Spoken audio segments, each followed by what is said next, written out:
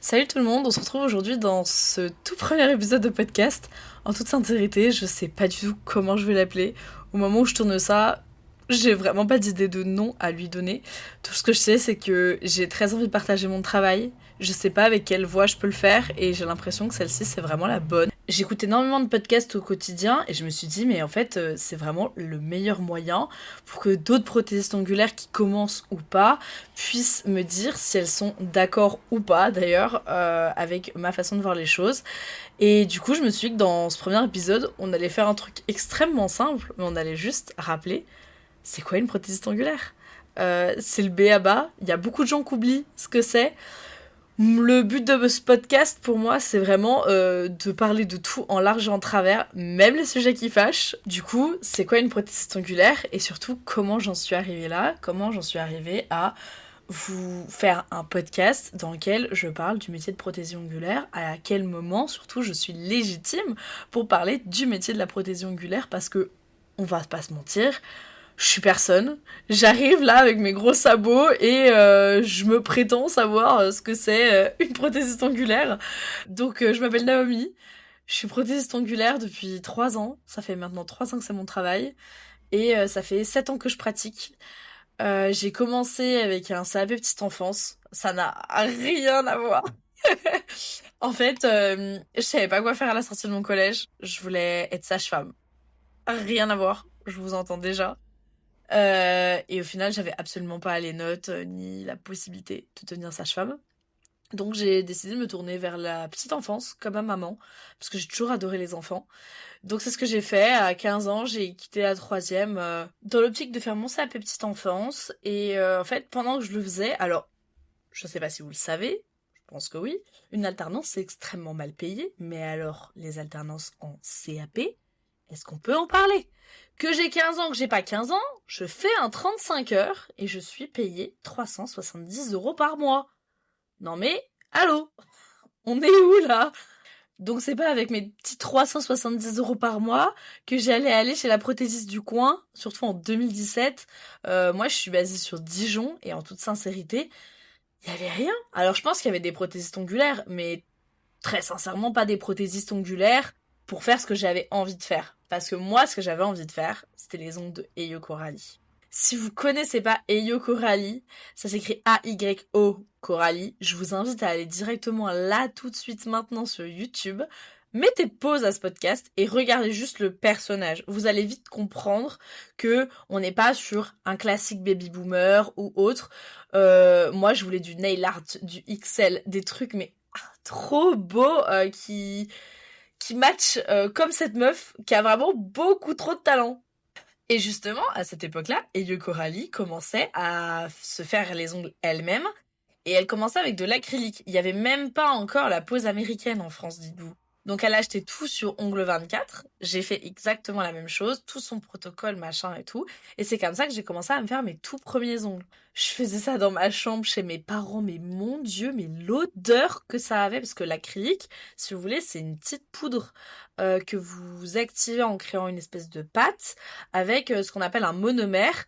Et le monomère, c'est un petit produit violet qui pue la mort. Mais je pense que quand je vous dis que ça sent vraiment mauvais, vous pouvez pas imaginer à quel point ça sent mauvais. Ça prend aux tripes. Je comprends pas qu'il y ait des personnes qui arrivent à travailler avec de l'acrylique au quotidien. On finit forcément avec des problèmes de santé, c'est obligatoire. Enfin, ou alors sinon, faut mettre des masques FFP2.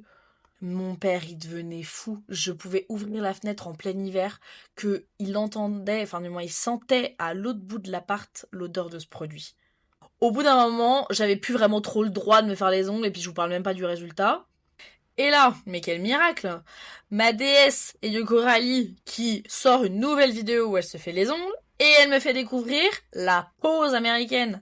Mais la révolution d'une vie. Petite parenthèse d'ailleurs pour vous dire que j'étais tellement fan des Yoko Rally que en 2020 on s'est rencontrés, enfin du moins je l'ai vu au concert des Jonas Brothers à Paris. J'étais comme une folle, j'ai pleuré en la voyant tellement j'étais contente et j'ai encore la photo.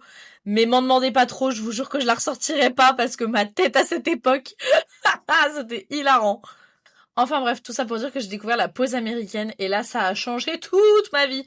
J'ai commencé à faire les ongles de toutes mes copines, de ma maman et tout. J'étais trop fan, c'est une révolution ce truc. J'ai travaillé avec les enfants de la rentrée 2017 jusqu'à la fin d'année 2022 et ensuite j'ai vraiment eu ce déclic de ok, je veux travailler dans les ongles, je veux devenir prothésiste ongulaire.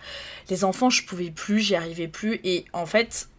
c'est un magnifique métier et franchement dans plusieurs années ça se trouve j'y reviendrai, mais en toute sincérité quand à 18 ans on est diplômé et qu'on se dit juste ok donc là je n'irai pas plus loin, je n'ai pas de possibilité d'évolution, moi je voulais être ATSEM, je voulais travailler dans les écoles maternelles, en fait je ne gagnerai jamais plus que le SMIC, il y a quasiment aucune possibilité d'évolution dans ce métier là et tous les ans vous faites la même chose, même si c'est jamais vraiment les mêmes instits, c'est jamais les mêmes enfants. Au bout d'un moment, ça devient vite redondant, et me dire à 18 ans, ok, donc en fait, je vais gagner le SMIC jusqu'à la fin de ma vie, autant vous dire que ça m'a fait un sacré froid dans le dos, quoi. C'est donc pourquoi, fin de l'année scolaire 2022, j'ai décidé d'arrêter de travailler avec les enfants, et je me suis lancée, je me suis dit, ça y est, Naomi, maintenant, t'as envie de faire les ongles, pourquoi pas, on va tenter. Le problème, c'est qu'il fallait que je trouve vraiment un autre travail qui me permettrait de gagner de l'argent, parce qu'il fallait que je déménage. L'appartement que j'avais à ce moment-là, il était absolument pas viable pour recevoir de la clientèle. Donc le plan, c'était déménagement, enfin, trouver un travail déjà, trouver un travail, déménagement, et ensuite, du coup, avoir la possibilité d'avoir une pièce dans laquelle je pourrais accueillir de la clientèle. Ça s'est pas du tout passé comme ça. Au final, ce qui s'est passé, c'est que j'ai été prise en tant qu'intérimaire, donc j'ai travaillé à H&M et à BZB.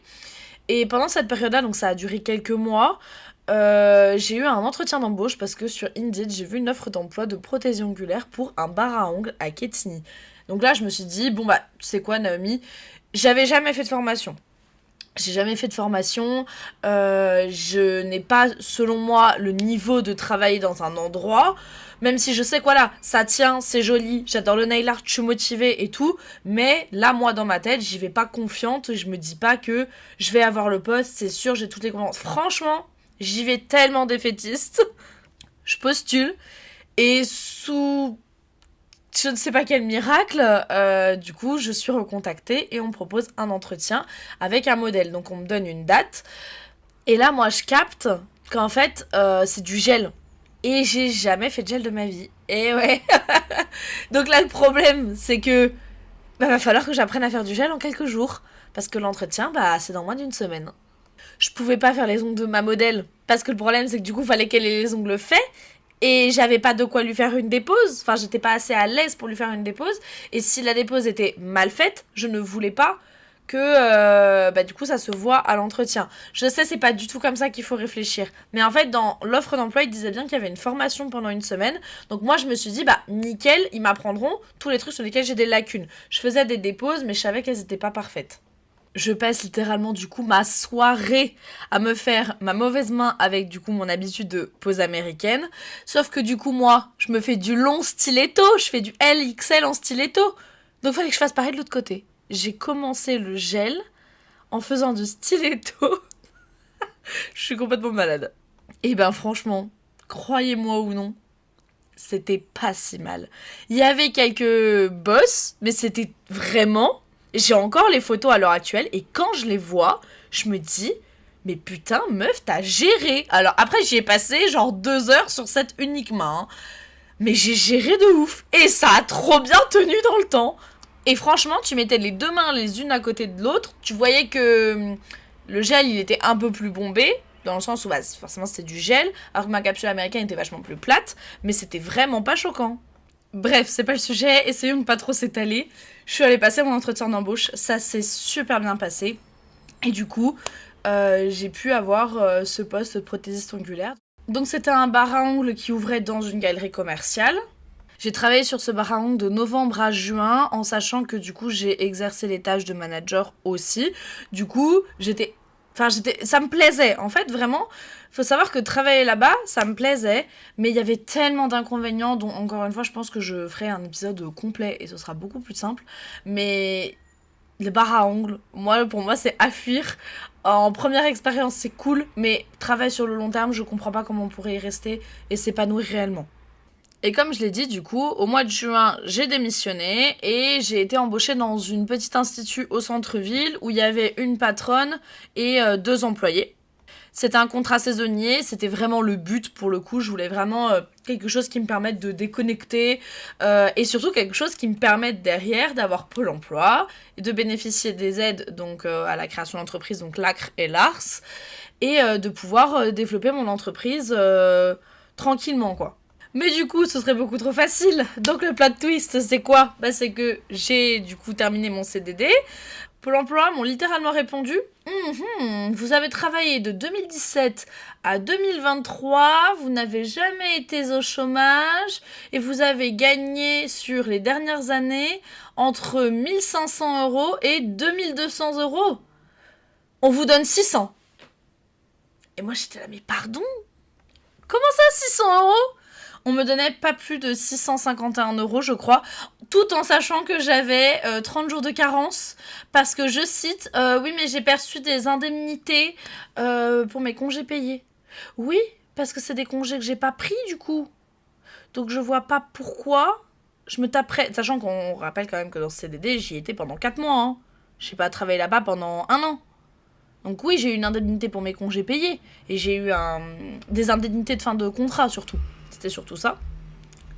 Mais de là à ce que ça justifie que j'ai 1 mois sans rien toucher, c'est complètement stupide. J'ai eu un rendez-vous chez Pôle emploi. Oh la vache.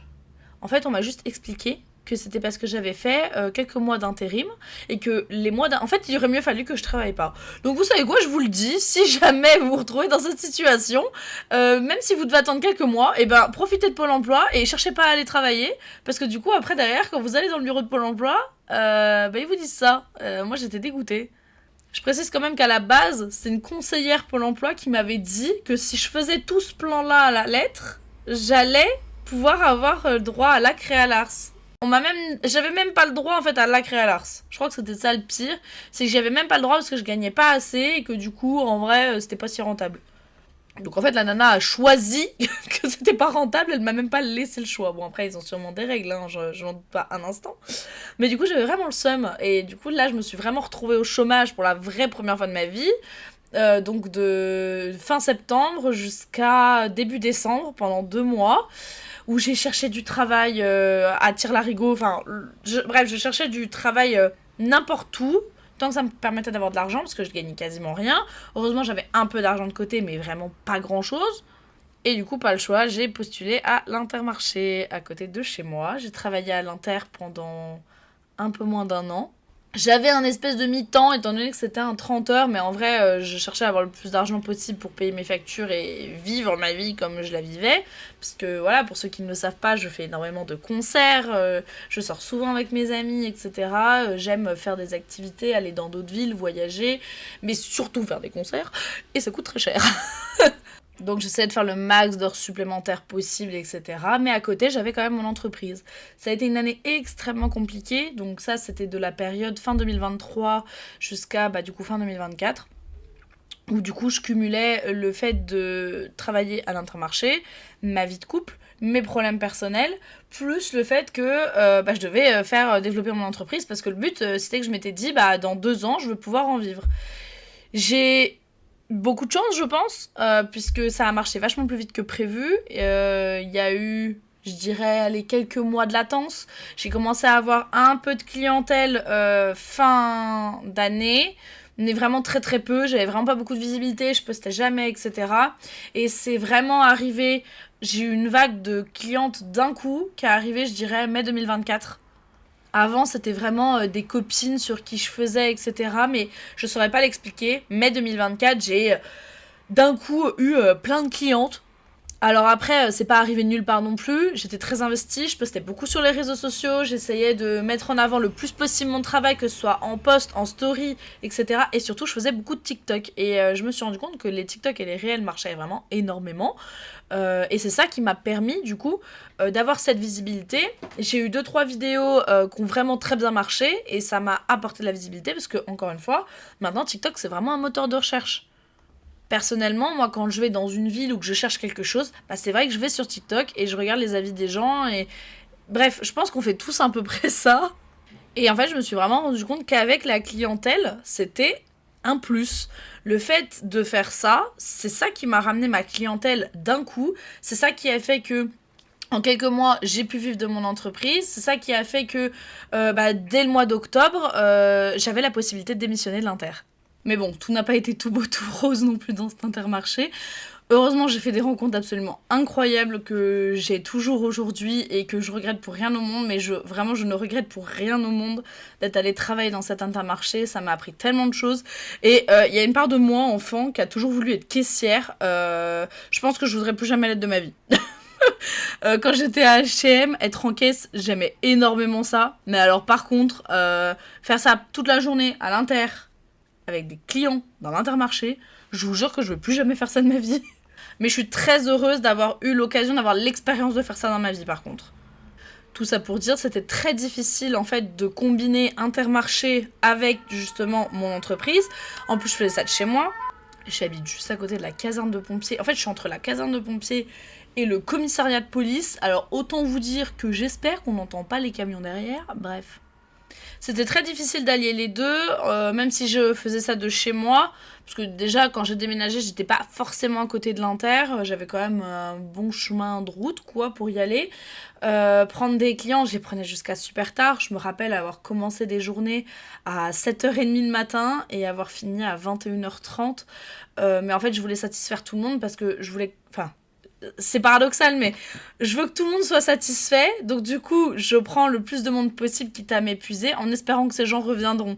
C'est pas comme ça qu'il faut réfléchir, mais je pense qu'on a tous au moins une fois réfléchi comme ça pour que notre entreprise marche. De là à sacrifier ses nuits, sa vie sociale, son alimentation. C'est une période où j'étais vraiment extrêmement fatiguée. Fort heureusement, j'ai un entourage qui a tellement compris, qui m'a tellement soutenue là-dedans que... encore une fois, je ne peux même pas regretter cette période.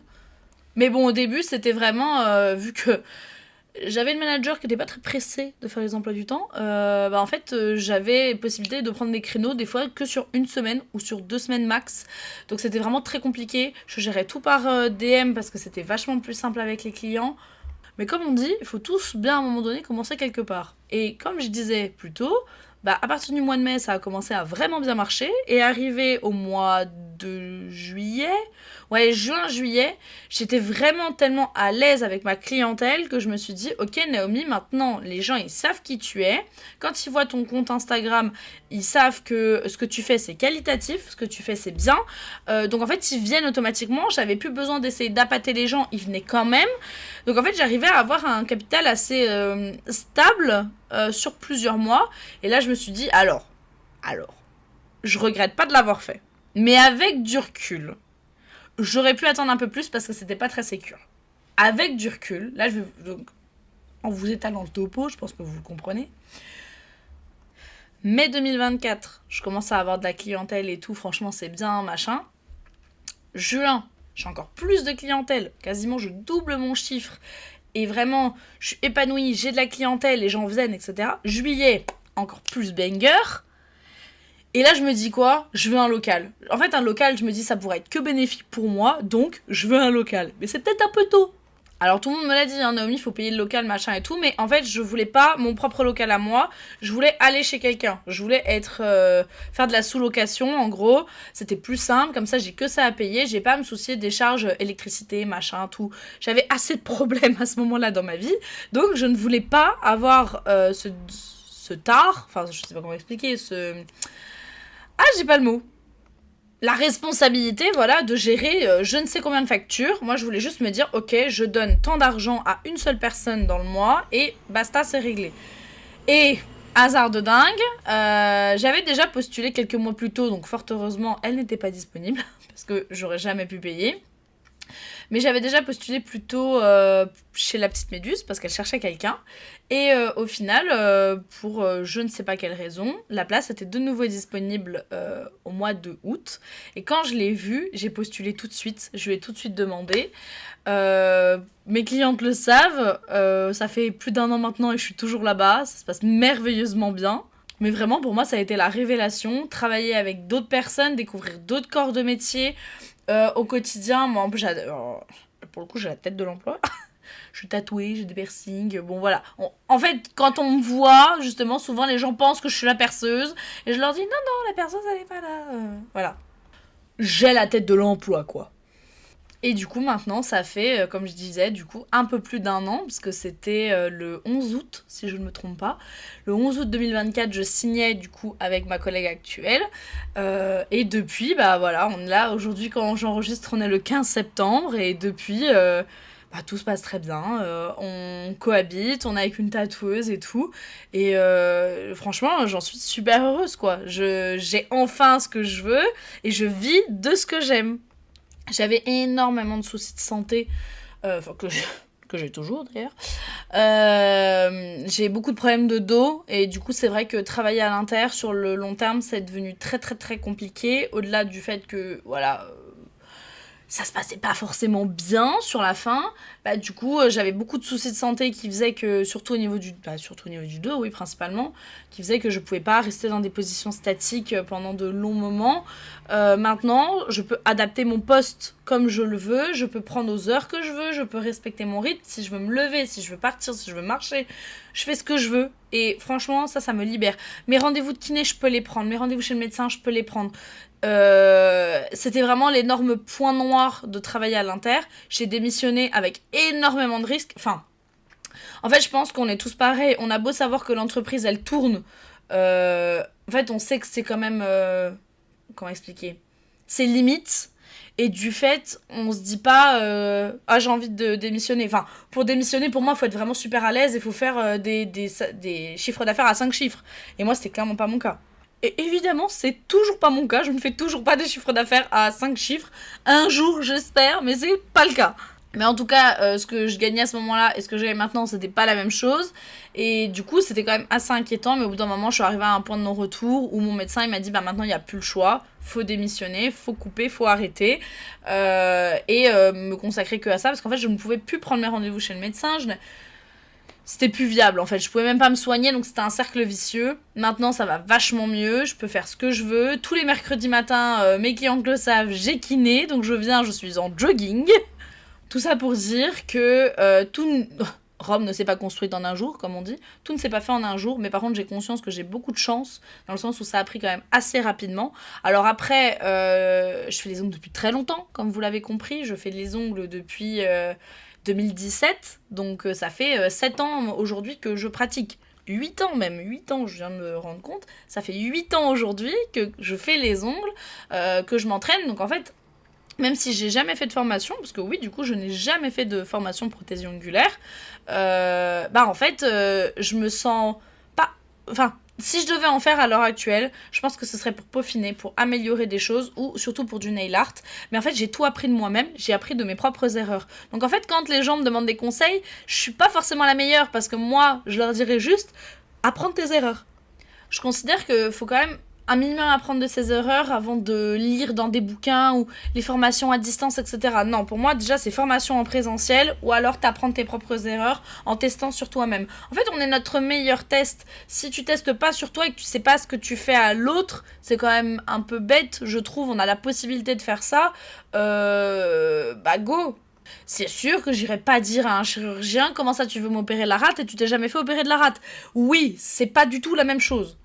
Mais pour moi, par exemple, avant de proposer la pose américaine à des clients, il faut que toi-même t'aies testé la pose américaine, que tu saches comment ça rend, que tu saches les avantages, les inconvénients, qu'est-ce qui est bien, qu'est-ce qui est pas bien, comment appliquer ta matière, parce que du coup, peut-être que toi, tu le verras pas, mais si tu le fais sur une cliente, tu vas pas forcément voir que le produit a coulé sous cuticule, mais par contre, toi, tu vas le sentir sur toi. Et pour moi, c'est pareil avec le gel. C'est sur le coup, tu vas faire du gel à la cliente, toi, tu t'en es jamais fait, parce que d'habitude, t'as l'habitude de te faire du semi. Mais en fait, là, tu vas faire du gel à ta cliente et il va y avoir un peu de gel en dessous. Tu te dis, bof, c'est pas très grave, je vais pas me casser la tête à aller limer et à aller déranger la personne. Bah si, parce qu'en fait, quand tu vas te le faire sur toi, tu vas te rendre compte que, au-delà du fait que c'est vraiment pas esthétique, c'est hyper inconfortable et ça peut créer des allergies en fonction des produits que tu utilises. Mais je me disais, vu que là, actuellement, on est en train de parler de différentes techniques de prothésie ongulaire, et si on se rappelait la définition d'une prothésiste ongulaire? Donc là, je suis sur Wikipédia, j'ai pris directement la définition que nous donne Wikipédia, qui est la suivante. Ouvrez les guillemets. Un ou une prothésiste ongulaire est un professionnel qualifié en manucure esthétique et par conséquent en forme artistique sur l'ongle. En effet, le professionnel est chargé d'embellir les ongles de son ou sa cliente selon ses goûts. La manucure peut inclure un simple vernis temporaire, un rallongement allant jusqu'au XXL, voire plus, avec toutes sortes de décorations, paillettes, bijoux d'ongles, effets de toutes sortes, nail art. Ce qui de nos jours qualifie réellement le ou la prothésiste ongulaire est son savoir-faire et ses connaissances en rallongement. La difficulté repose sur la précision des multiples techniques de rallongement et de matériel dans ce domaine. Gel, acrylique, acrygel, fibre de verre, pose américaine. Un petit rappel juste pour dire que oui, une prothésiste ongulaire qui fait uniquement de la pose américaine est une prothésiste ongulaire. Je n'en peux plus de ce débat. Je ne sais pas mes collègues ce que vous en pensez, mais moi je n'en peux plus d'entendre une nail artist, une prothésiste ongulaire qui fait de la pose américaine, c'est pas une vraie prothésiste ongulaire. Mais pourquoi ? C'est la même chose, c'est une technique différente. Là, dans notre définition, ils nous disent que le savoir-faire, c'est vraiment... Enfin, ce qui fait qu'une prothèse ongulaire est bonne, c'est le fait qu'elle multiplie les compétences dans plusieurs domaines. À ce que je sache, on fait pas tout de l'acrylique. Pourquoi ? Donc ça veut dire que, sous prétexte que la prothésiste ongulaire qui fait que de l'acrylique depuis 10 ans, elle est pas prothésiste ongulaire. Moi, je peux vous donner des blazes. Je pense entre autres à UI Nail Edit. Je pense que vous l'avez toutes vu. Ça s'écrit HUI.edit, Nail Edit. Cette prothésiste ongulaire qui, je crois, est basée aux États-Unis, si je ne me trompe pas. Elle a un talent de dingue. Tout le monde l'a vu parce que ses poses, à chaque fois, elles deviennent virales. Et elle fait que de l'acrylique. Est-ce que du coup, parce qu'elles ne font pas de gel et qu'elles ne font que de l'acrylique, ça fait d'elle, du coup, des mauvaises prothèses ongulaires ou des fausses prothèses ongulaires ? Personnellement, je pense pas. Chaque technique a une maîtrise à avoir et en toute sincérité, la pose américaine, contrairement à ce qu'on veut bien le croire, c'est peut-être plus simple à maîtriser sur certains aspects, mais en vrai, je trouve pas que ce soit aussi facile que du gel, que ce soit plus facile que du gel. Du gel, maintenant, c'est tellement facile à faire. Avec tous les gels qu'on a qui sont sans l'image et auto-égalisants et toutes les techniques, tous les tutos qu'on a, ça a jamais été aussi simple de faire du gel. À l'époque, oui, limer, faire les parallèles, bien faire correctement pour que ce soit homogène et tout avec le limage, ça par contre, je suis bien d'accord, c'était un enfer sur Terre. Mais par contre, maintenant, on peut faire des remplissages en 45 minutes. Je pense qu'on se rend pas compte, mais moi, un remplissage couleur unie et une pose américaine couleur unie me prend le même temps. Donc en fait, pour moi, les deux sont quand même relativement...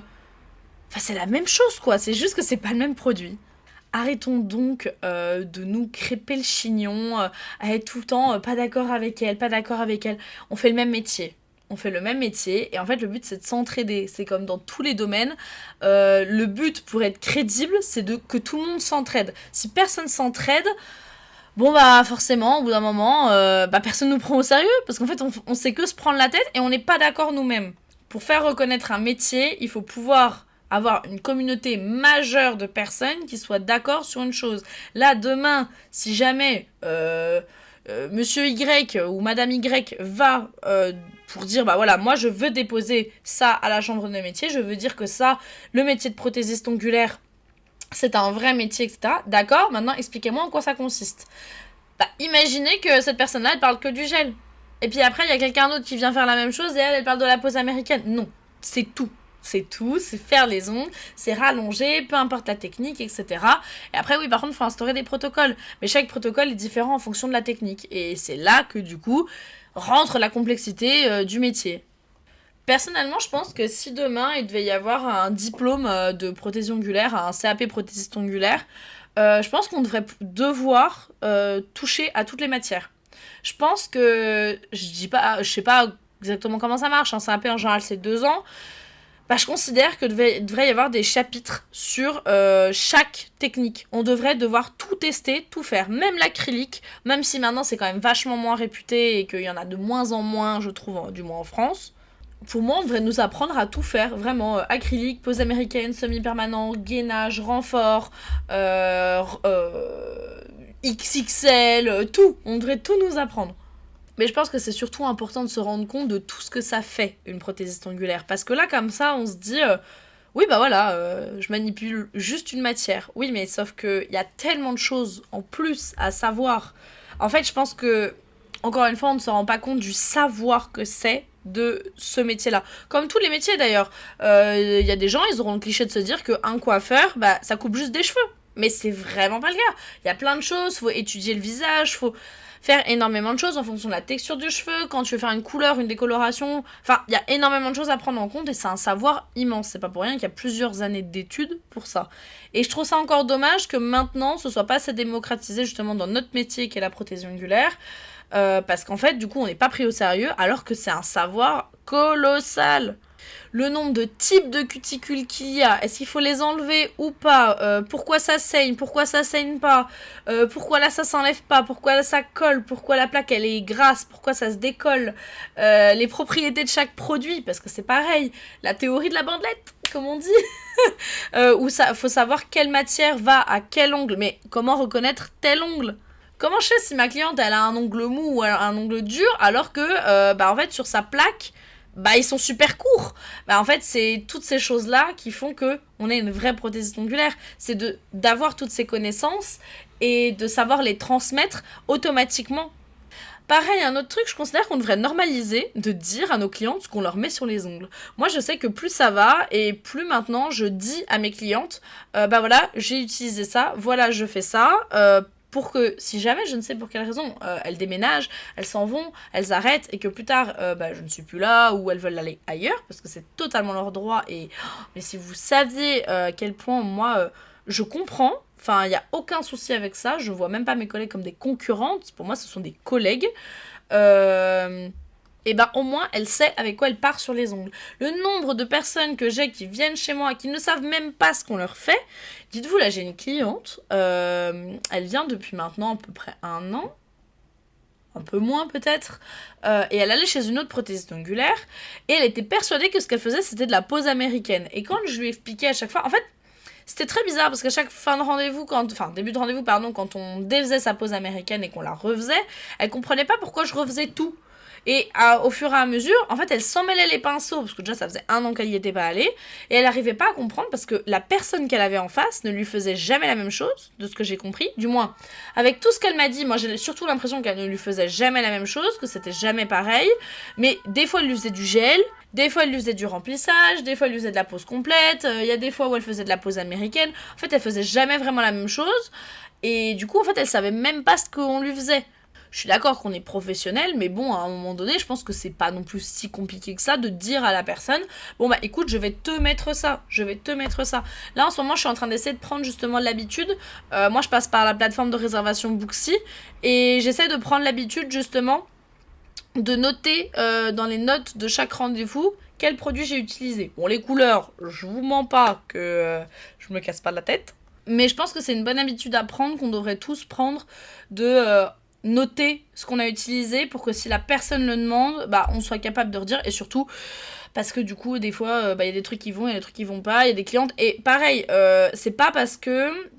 Alors, faut pas diaboliser les décollements, dans le sens où c'est pas bien, faut pas qu'il y en ait, mais au début, surtout quand c'est une nouvelle cliente, qu'elle sait même pas elle-même ce qu'elle avait sur les ongles, comment vous pouvez deviner? Alors oui, il y a des choses qui peuvent aider à deviner, mais des fois, il y a juste des produits qui n'adhèrent pas sur certaines personnes.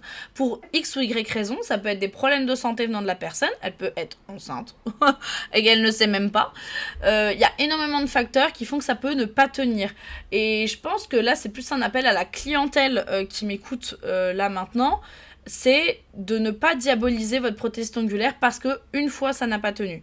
Il y a tellement de problèmes qui rentrent en compte. En ce moment, j'ai les 2 pieds dedans, j'ai énormément de décollements, énormément de problèmes, et je remercie parce que toutes mes clientes me font confiance, toutes mes clientes savent que c'est pas dans mon ordinaire, c'est pas habituel.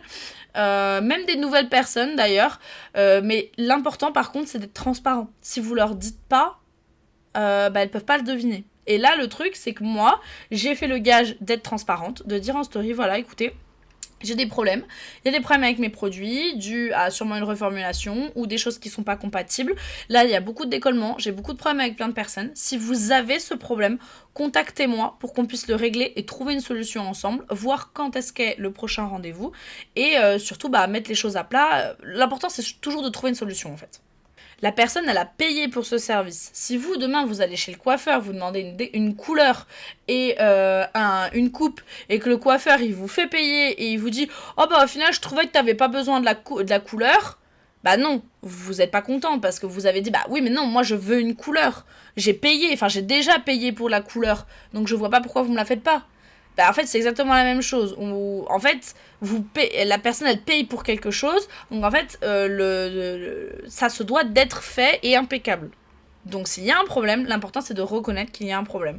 Récemment, j'ai une cliente, bon bah voilà, ça fait déjà 3 fois qu'elle vient, ça fait plus de fois qu'elle vienne, mais ça fait 3 fois qu'elle revient et qu'il y a beaucoup de casses, beaucoup de décollements, qu'il y a beaucoup de soucis, on n'arrive pas à trouver un produit qui lui convient. Là du coup il y a eu des reformulations récemment avec toutes ces histoires de TPO machin et tout, donc il y a beaucoup de produits chez plein de marques qui ont des soucis. Et là visiblement c'est le cas, du moins avec elle, les produits que j'ai l'habitude d'utiliser ne lui conviennent plus, et bien quand elle est venue, je lui ai fait une réduction de 5 €.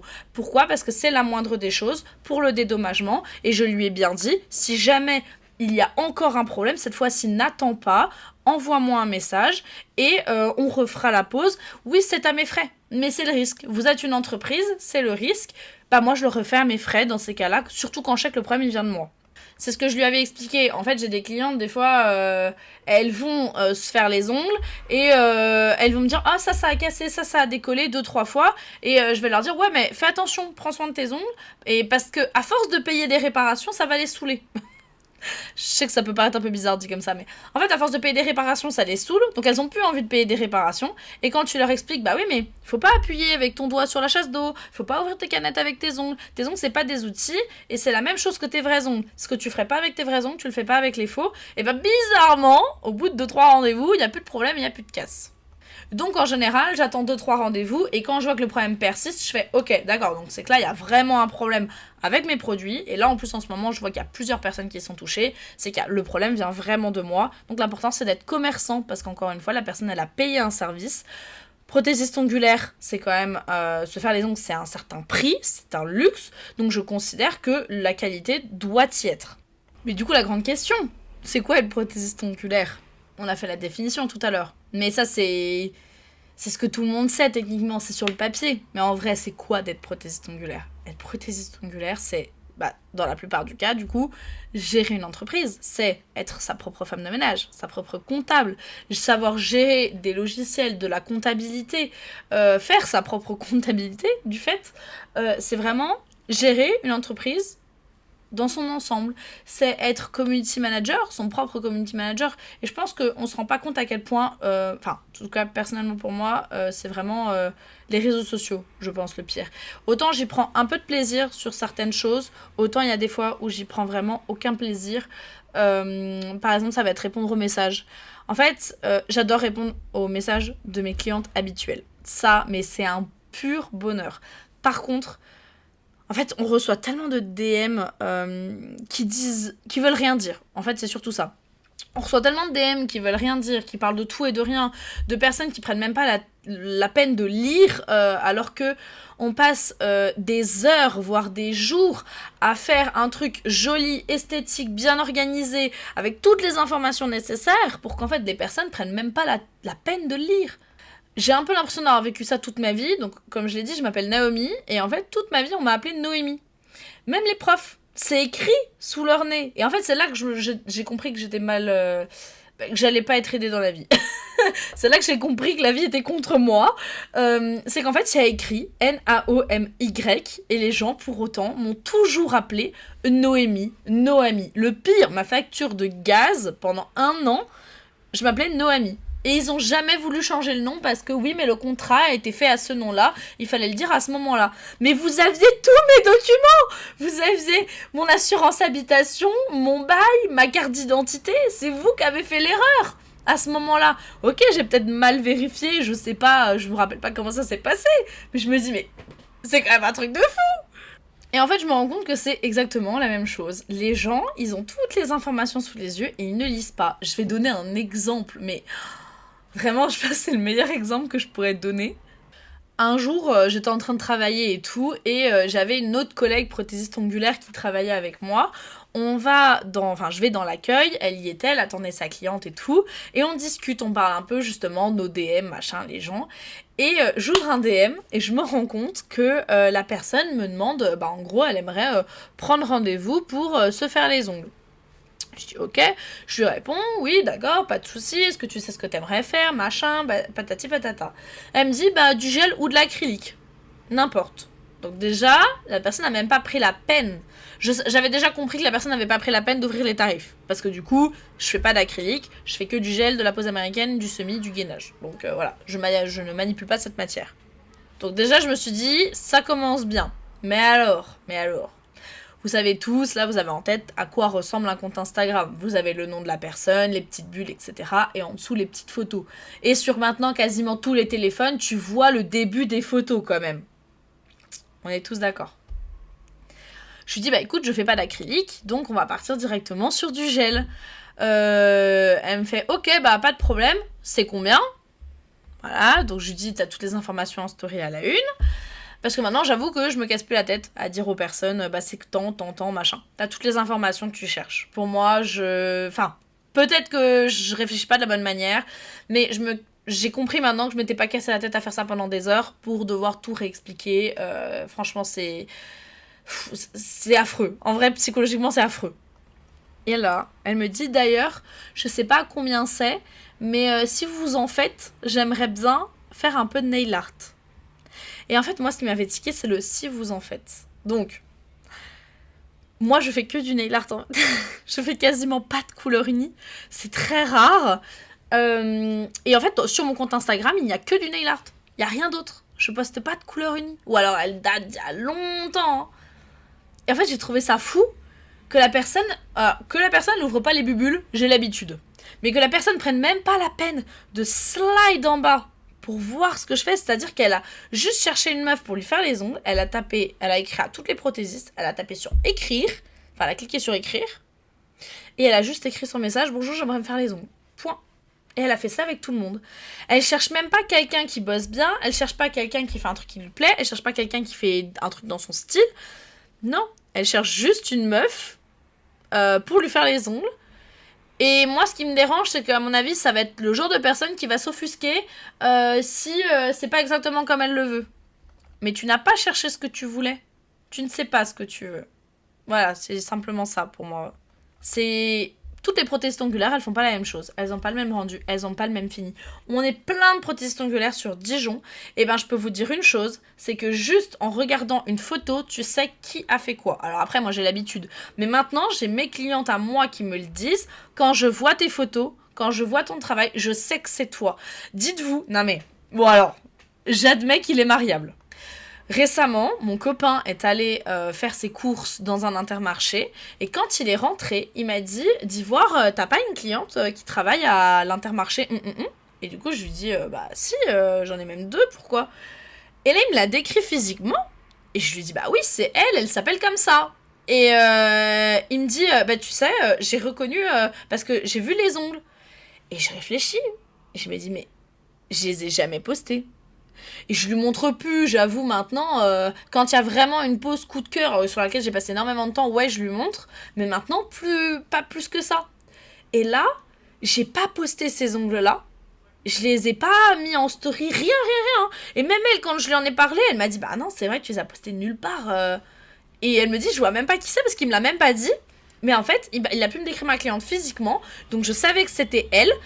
Et il a juste vu ses ongles, il a reconnu que c'était mes ongles. Alors après, c'est mon copain, donc forcément, il a l'habitude de voir un peu comment je travaille.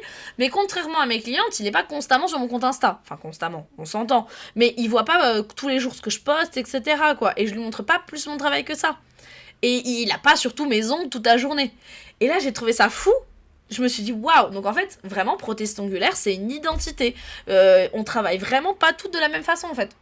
Pour moi, c'est ça être une prothèse ongulaire, parce que prothèse ongulaire, nail artiste, n'importe, on a une identité artistique. Pour moi, c'est un métier clairement artistique, c'est un métier minutieux, c'est un métier d'art en fait. C'est vraiment, c'est tellement minutieux en fait que je comprends pas comment ça peut ne pas rentrer dans la catégorie artistique. Et quand on voit ce que certaines peuvent faire sur les ongles, la minutie que c'est, moi je pense à toutes les œuvres d'art que nous fait Lily Kruk, vraiment Lily Kruk, mais la reine de la prothèse ongulaire. Comment on peut pas considérer que les personnes qui font ce métier, c'est pas des artistes? Alors forcément, il y en a, non, hein, ils font que des couleurs unies, etc. Vous allez me dire, c'est pas des artistes. Est-ce que vous savez à quel point c'est minutieux? Est-ce que, pour vous, quelqu'un qui, par exemple, répare des tasses, c'est un art. Techniquement, oui. C'est en fait pour moi quelque chose qui est autant minutieux, qui demande tellement de connaissances, de savoir-faire, etc. Pour moi, ça reste un art. Pour moi, la coiffure, par exemple, c'est un art. C'est une forme d'art. Après, il y a celui qu'on fait au quotidien. La coiffure du quotidien peut être considérée comme un certain art, un certain talent, mais j'entends que, voilà, on n'est pas non plus sur du Léonard de Vinci, hein, voilà. Mais à un certain niveau, pour moi, ça en devient de l'art. Je sais pas combien de fois j'ai dit le mot art, ça devait être insupportable. Tout ça pour dire que le métier de prothésiste ongulaire, c'est un métier qui est tellement complexe dans tellement d'aspects que là, j'ai même pas pu tout citer, j'ai donné des exemples, etc. Je pense qu'il y a tellement de choses à dire. Ça fait très longtemps que j'ai envie de me mettre à faire un podcast justement de cette forme, un truc assez chill, parce que j'adore discuter avec mes clientes, mais je savais pas comment le mettre en place. À la base, j'avais réfléchi à un autre concept et je pense que c'est pas faisable. Mais là, je me dis, je peux parler à des clientes, je peux parler aussi à des professionnels. Et on est dans un truc un peu en mode, on donne les, je sais pas, potins, j'aime bien. Et moi, c'est l'ambiance que j'aime, les podcasts que j'écoute, en tout cas, c'est ça. C'est vraiment des trucs un peu, voilà, c'est exclusif, on discute de plein de choses. Et franchement, moi, j'ai hâte d'avoir des retours. Je pense pas que j'en aurai sur le premier épisode, ça c'est sûr. Mais je vais essayer de relayer ça à un max, pour que justement ça ait l'ampleur que j'espère. J'ai envie que les personnes qui débutent comme les personnes qui sont confirmées puissent dire je suis d'accord ou je suis pas d'accord. Je suis tellement ouverte au débat que j'ai envie d'avoir des centaines de messages auxquels je pourrais répondre pour qu'on puisse discuter, voire même faire des trucs à plusieurs, quoi. Des feats, avoir des invités avec qui on peut débattre de certains sujets. Ce serait incroyable. Mais ça, c'est dans un monde très utopiste. Pour le moment, on finit le premier épisode et on verra le prochain. Merci beaucoup de m'avoir écouté et à bientôt dans un nouvel épisode.